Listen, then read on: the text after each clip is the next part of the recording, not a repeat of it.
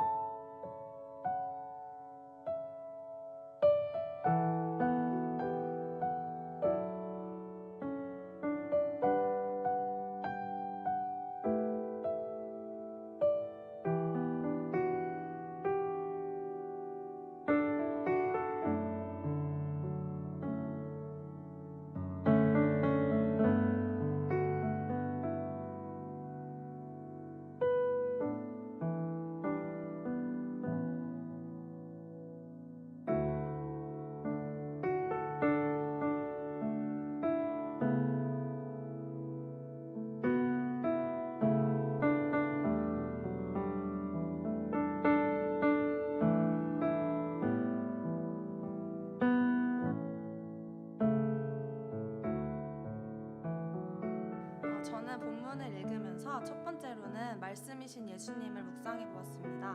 오늘 본문 28절, 30절 그리고 36절, 37절을 보면 예수님께서 예언된 말씀을 그대로 이루어 가심을 확인할 수 있습니다.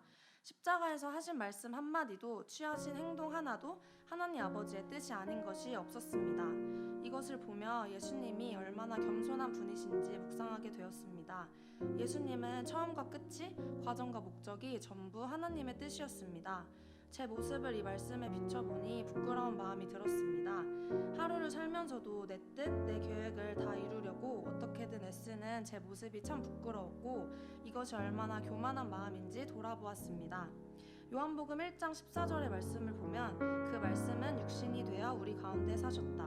우리는 그의 영광을 보았다. 그것은 아버지께서 주신 외아들의 영광이었다. 그는 은혜와 진리가 충만하였다 라고 기록되어 있습니다. 예수님은 말씀 그 자체이십니다. 겸손하게 이 땅에 말씀으로 오셨고 겸손함으로 이 땅에서 말씀을 이루셨습니다. 삶의 마지막 순간까지 예수님은 오로지 말씀을 완성하셔서 하나님 아버지의 뜻을 이루셨습니다. 이런 예수님의 모습을 조금이라도 담는 오늘 하루가 되길 소원합니다. 두 번째로는 모든 것을 주관하시는 하나님을 묵상해 보았습니다. 오늘 말씀 후반절을 보며 더욱 깊이 묵상할 수 있었는데요. 31절을 보면 유대인들은 안식일에 시체를 만지지 않으려는 율법을 지키기 위해 예수님의 시체 다리를 꺾어 빨리 치우게 해달라는 요구를 합니다. 유대인들은 그 율법을 지키기 위해 자신들의 생명을 다한 것은 맞는 것 같습니다. 그러나 그 잘못된 열심과 왜곡된 열정이 오히려 생명이신 예수님을 죽게 한 줄도 모르고 여전히 눈이 멀어 있는 것을 보게 됩니다. 그러나 이런 잘못된 방법 또한 하나님께서는 자신의 말씀을 이루는 데 사용하십니다. 로마 병사들이 먼저는 예수님과 함께 달린 사람의 다리를 꺾고 예수님을 바라봅니다. 그리고 34절 말씀을 보면 병사들 가운데 한 명이 예수님이 이미 죽으신 것을 보고 다리를 꺾지 않고 창으로 옆구리를 찌릅니다.